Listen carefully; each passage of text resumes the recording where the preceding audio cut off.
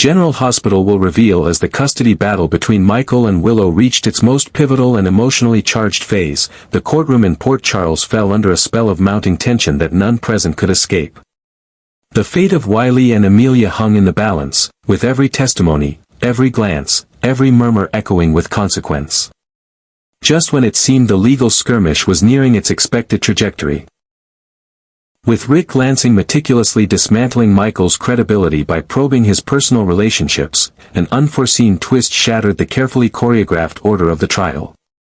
Sasha, trembling yet resolute, stood before the court and delivered a revelation so explosive it brought audible gasps from the gallery and the legal teams alike.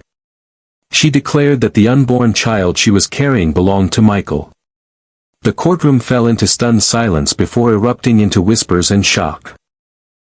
Her voice, though quivering, carried the weight of undeniable conviction as she recounted the night she and Michael had shared together at the Brown Dog Bar, a night that, until now, had remained cloaked in secrecy.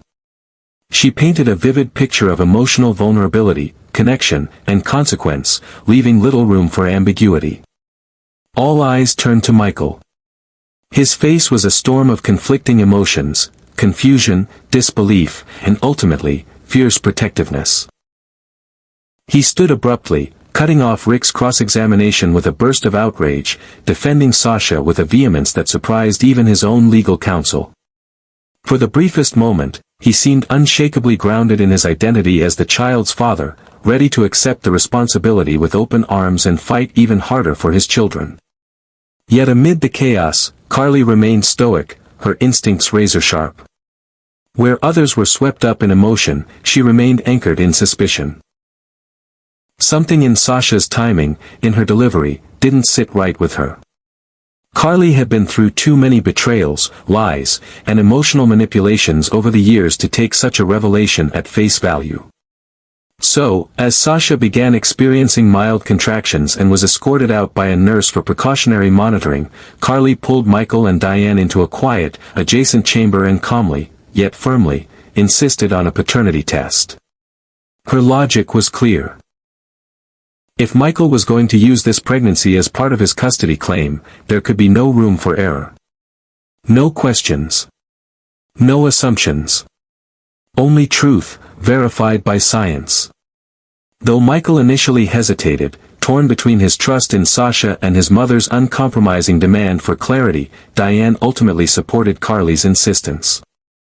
Given the stakes, 2 children, a complicated custody case, and public scrutiny, any shred of uncertainty could be weaponized by Rick in court. The DNA test was conducted swiftly under court-approved supervision, with both parties present to eliminate any suspicion of interference. Michael signed the consent form with trembling hands, his thoughts scattered between hope and dread, while Carly stood beside him, eyes fixed with the cold precision of someone who had seen too many truths come too late. Days passed in a fog of unease. The courtroom was adjourned pending the results, but speculation flourished.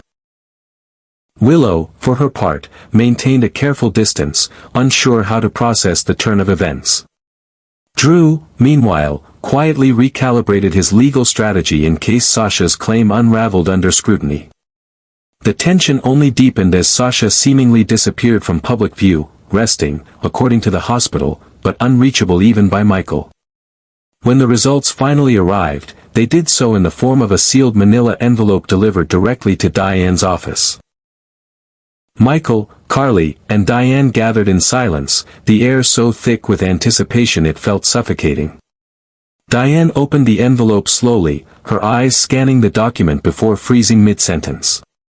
She passed it to Carly, who took it with a growing sense of dread. As she read each line, her expression shifted from skepticism to shock, then to something far deeper, betrayal.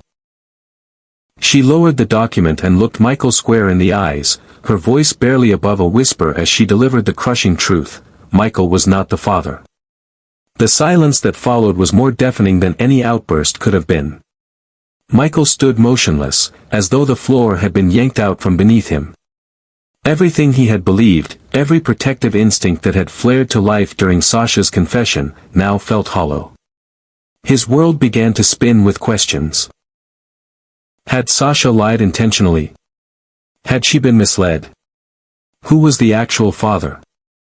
And why had she allowed this lie to detonate at the most vulnerable moment of his life? The betrayal didn't even sting at first, it numbed. He could barely process the words, much less react to them. Carly, ever the pragmatist, wasted no time. Her maternal fury boiled beneath the surface, but she knew that now was not the time for personal vindication. There were legal consequences, media implications, and emotional scars all colliding in a single moment. She turned to Diane and asked whether the results had been double-checked, if any chance existed that the samples had been compromised. But everything had been by the book, no discrepancies, no procedural flaws. The results were clear, scientific, and final. Michael staggered out of the office like a man haunted, his mind looping through memories, through every word Sasha had spoken in court. He had stood up for her, jeopardized his credibility, and aligned his entire legal argument around the assumption that he was about to be a father again. And now, all of it, the momentum in the custody case, the confidence in court, the image of a devoted father, was obliterated in an instant. The revelation sent ripples through the courthouse. Rick, already a shrewd operator, smelled blood. He filed a motion to introduce the DNA test results into evidence, suggesting that Michael had knowingly or recklessly manipulated the court by presenting falsehoods as fact. Whether Michael had been deceived or was complicit became a question of narrative, and Rick was quick to spin it against him. Meanwhile, Willow's legal team gained sudden momentum, asserting that Michael's judgment was not only flawed but dangerous to the children's emotional stability. Drew, for his part, chose to remain silent on Sasha's motivations, preferring to let the court arrive at its own conclusions while quietly bolstering Willow's image as the more grounded, trustworthy parent. Publicly, the media pounced. Headlines speculated wildly about Sasha's motivations. Some painted her as a tragic, confused figure who clung to Michael in desperation, others accused her of calculated deceit. Conspiracy theories ran rampant. Was she protecting the real father? Was she being manipulated? Was she hiding from someone? All that was known for certain was that Sasha was missing, unreachable by phone, and had checked herself out of the hospital under the care of an unidentified male escort. As for Michael, he withdrew from the trial temporarily, a tactical retreat recommended by Diane to avoid further public damage. His allies, Carly, Sonny, even Jason, gathered in private war councils, debating the next move, trying to salvage what remained of Michael's reputation and parental rights. But deep inside, Michael struggled with a more personal truth. He hadn't just lost a legal edge, he'd lost a part of himself. His trust, his image as a protector, his certainty about the people in his life, all of it now lay in ruins at his feet. And somewhere out there, Sasha remained silent. The question that lingered over Port Charles like a storm cloud wasn't just whose child she carried, but why she let Michael believe it was his in the first place. Carly immediately shifted into high alert. For a woman who had spent a lifetime reading between the lines and surviving one betrayal after another, her instincts were honed to detect when something didn't add up, and this situation reeked of deception. To her, the negative paternity result was not simply a clerical error or a mistake of timing. It was a red flag, a warning sign that something far deeper and more calculated was unfolding beneath the surface. She refused to accept the results at face value without exhausting every possible explanation. Within the hour, she ordered a thorough internal audit of the DNA testing process, requesting an independent review of the chain of custody for the samples and pushing for verification that the blood samples hadn't been swapped, mislabeled, or tampered with in any way. The findings came back airtight. No breach in protocol. No inconsistencies. The samples had been processed under tight judicial scrutiny, logged precisely, and matched without ambiguity to Michael and Sasha. The DNA results were indisputable. Michael was not the father of Sasha's unborn child. Carly stood beside Diane in that sterile, silent office as they reviewed the findings again and again, as if repetition might alter reality. But the truth was undeniable. Diane, who prided herself on objectivity and logic in even the most chaotic of courtroom dramas, finally sighed in quiet resignation. Carly narrowed her eyes, lips pressed into a thin line. There was only one possible conclusion left. Sasha had lied. What was more disturbing, however, was what followed. Sasha vanished. Just hours after the DNA results were finalized, the hospital where she had been admitted for monitoring reported that she had discharged herself voluntarily. No forwarding address, no note, no trace. She left behind her personal effects and her medical file, slipping through the cracks as if she had never been there to begin with. Every attempt to contact her, by phone, email, text, was met with silence.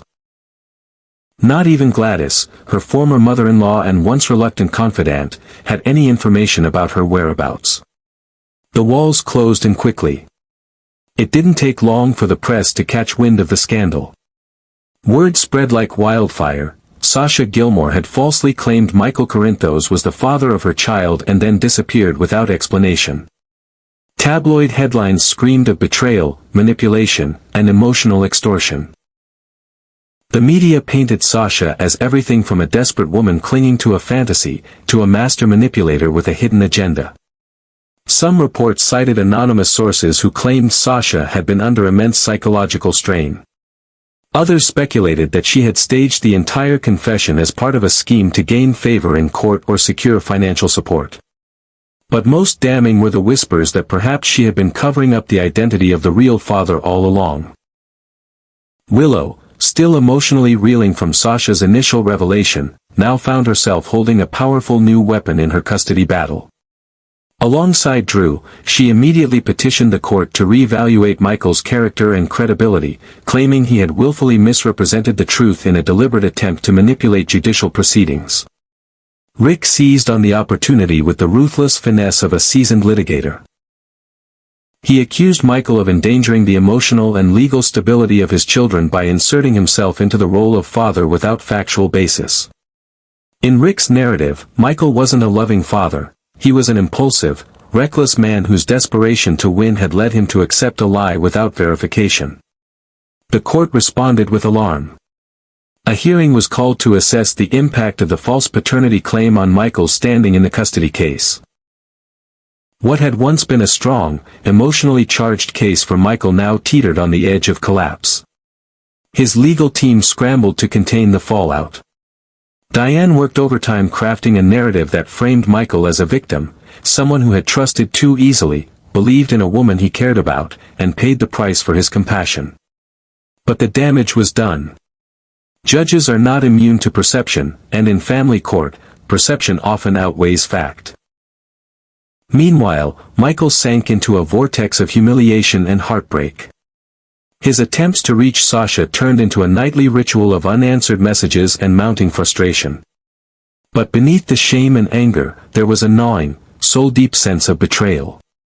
He had defended her, believed in her when no one else did. He had stood up in court, jeopardized his case, and exposed his vulnerabilities to the world, only to discover that the very foundation of his stand was a lie. The betrayal cut deeper than he expected, because Sasha wasn't just a witness or an ally. In his heart, she had been a possibility, a hope for redemption, for family, for something new after so much loss. Carly, watching her son crumble beneath the weight of confusion and despair, pushed aside her own anger to focus on what needed to be done. She reached out to Sonny, visiting him in the early hours of the morning, recounting everything that had happened with the deliberate, clinical precision of a strategist preparing for war. Sonny, ever the pragmatist with a reach that extended far beyond the courtroom, agreed without hesitation. He promised Carly he would find Sasha, no matter where she was hiding, no matter who was helping her. Whether Sasha was running from guilt or danger, Sonny intended to uncover the truth and ensure Michael was protected from further emotional ruin. Behind the scenes, Sonny activated a network of informants, private investigators, and former allies. They combed through Sasha's recent activities, financial transactions, and surveillance footage from the hospital. One lead pointed to a man who had been seen escorting Sasha out of the hospital, his face blurred on camera, his identity unknown. This mysterious figure sparked new rumors. Some speculated he was a former flame from Sasha's rehab days. Others claimed he was a donor from her charity foundation, a man with a dark past and a powerful reason to remain in the shadows. The media latched onto these theories, and the story spiraled out of control. Pundits and bloggers dissected every detail, and social media lit up with debates about Sasha's mental health, her motivations, and whether Michael had been the real victim all along. Investors in ELQ, concerned by the reputational damage and Michael's increasing absenteeism, began to pull back. The board, once solidly behind Michael's vision, grew nervous. Rumblings began about whether he could remain the public face of a company embroiled in scandal. Whispers about replacing him circulated, quiet at first, but growing louder with each passing day. And all the while, the question lingered in every hallway of the courthouse, every boardroom of ELQ, and every living room in Port Charles: where was Sasha Gilmore? Why had she lied? And who, if not Michael, was the father of her child? The answers remained elusive, but one truth had become inescapably clear: Michael's life had been upended, not by his enemies, but by someone he thought he could trust. And the fallout had only just begun. In a final attempt to preserve some semblance of credibility, Diane advised Michael to voluntarily and temporarily withdraw from the custody proceedings in order to regain stability and demonstrate goodwill to the court. At first, Michael resisted the idea, unwilling to concede any ground in a battle that involved his children. But when he caught the worried look in Wiley's eyes and realized how deeply the scandal was affecting the boy, he had no choice but to agree. Willow couldn't completely hide her relief as she sensed the tide had finally turned in her favor. Yet, beneath that surface of triumph, there lingered a deep sadness, for the collapse of the man who had once been the father of her children, a man she had loved, fought, and suffered beside. Meanwhile, Sasha remained completely off the grid. No one knew where she was, why she had lied, or who the real father of her baby was. The silence surrounding her disappearance only intensified the chaos. But a breakthrough came when security footage from the hospital was leaked, revealing Sasha leaving the facility accompanied by an unidentified man. The image was blurry, but clear enough to confirm that she hadn't gone alone, and that she had left willingly. This discovery only deepened Carly's resolve. To her, this wasn't just about scandal anymore, it was about uncovering a much larger truth. She believed with every fiber of her being that unless they identified the man who had taken Sasha from the hospital, everything Michael had built, his role as a father, his position at ELQ, his sense of identity, would continue to unravel. More importantly, she feared that Sasha and the unborn child might be in danger, tied to a secret more dangerous and far-reaching than anyone had imagined. Carly knew that until the truth was brought to light, none of them would ever find peace.